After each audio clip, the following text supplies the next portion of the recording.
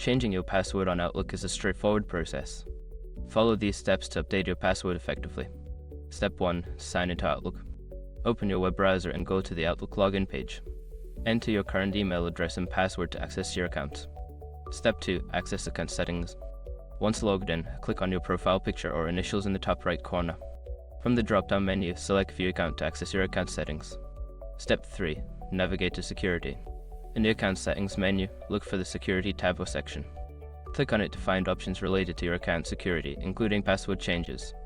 Step 4. Change password. Locate the option that says Change Password. You will be prompted to enter your current password followed by your new password. Make sure to create a strong password that meets the security requirements. Step 5. Save changes. After entering your new password, click on the Save or Submit button to confirm the change. You may need to log in again with your new password to ensure it has been updated successfully. By following these steps, you can easily change your password on Outlook. Remember to keep your new password secure and updated regularly for better account protection.